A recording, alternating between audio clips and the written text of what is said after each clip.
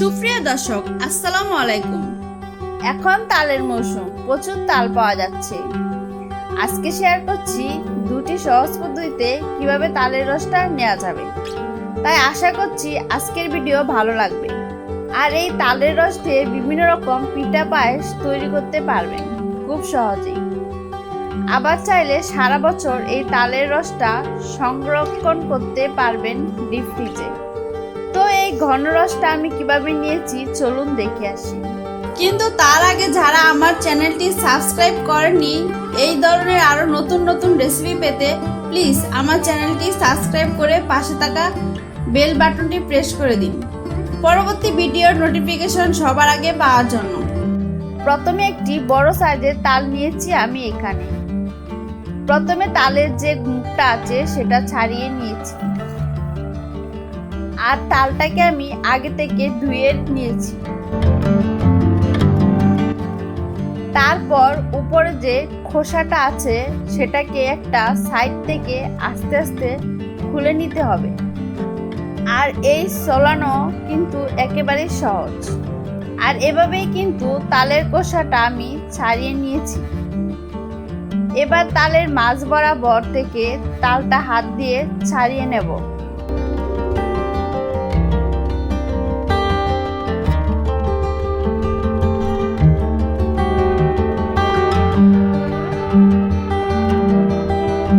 তালটা কিন্তু 3 ভাগে ভাগ হয়ে গেছে।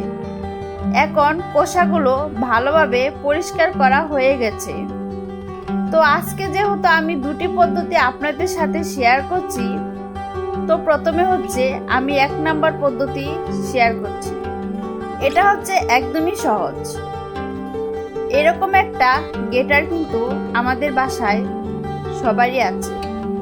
এখন একটা তালের বিচি নিয়ে এভাবে করে গ্রেট করতে হবে। আর গ্রেট করার ফলে কিন্তু এই তালে যে ভারী রসটা আছে এটা আস্তে আস্তে করে পড়ে যাবে। এটা হচ্ছে একটা সহজ উপায়। কিছুক্ষণ গ্রেট করার পর দেখা যাবে বিচিটা সাদা হয়ে গেছে, পুরোটা রস নিচের পাত্রে পড়ে গেছে, আর এটাতে কোনো আঁশ লেগেই নেই। একটা ঘন রস কিন্তু নেওয়া হয়ে গেল। তারপর এই রসটাকে একটা ছাঁকনিতে নিয়ে ছেঁকে নিতে পারবেন।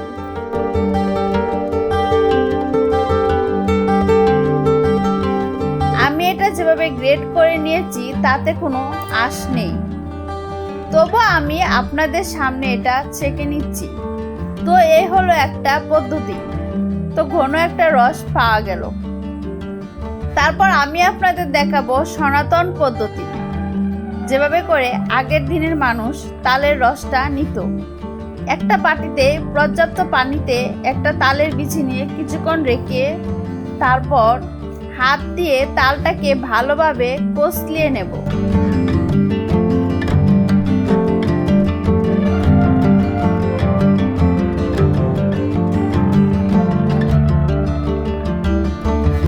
এর ফলে রসটা পানিতে চলে আসবে আর পানিটা ঘন হয়ে যাবে অনেকটা। তো আমি ভালো করে চেপে খুব ভালো করে রসটা নিয়েছি। তো প্রথমবার যেহেতু রসটা একটু ভারী থাকে, এই পর্যায়ে আরও একবার পানিতে ডুবানো যাবে।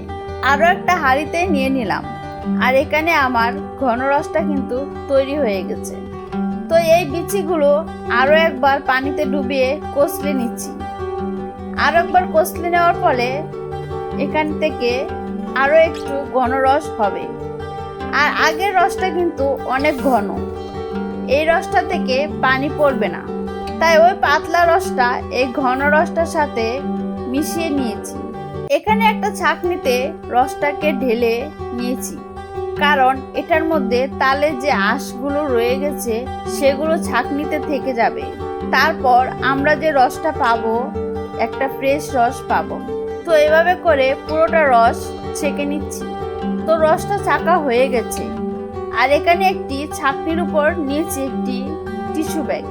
এরকম টিস্যু ব্যাগ কিন্তু আজকাল সবার ঘরে আছে। এখন একটি পরিষ্কার টিস্যু ব্যাগে তালের রসটা ঢেলে নিচ্ছি।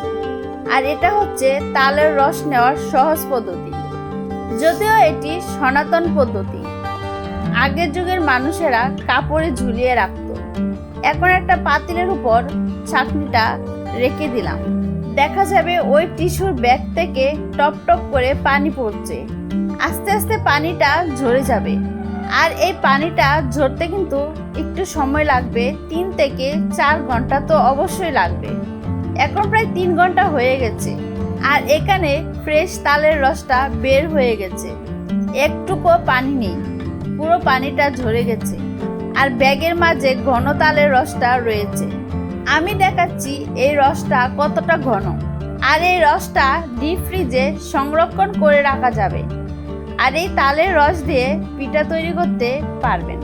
তো আজকে দুটি পদ্ধতিতে তালের রসটা নেওয়া আপনাদের সাথে শেয়ার করলাম। আজ এই পর্যন্ত, পরবর্তীতে নতুন কোনো ভিডিও নিয়ে আসবো। সে পর্যন্ত ভালো থাকুন, সুস্থ থাকুন। আল্লাহ হাফেজ।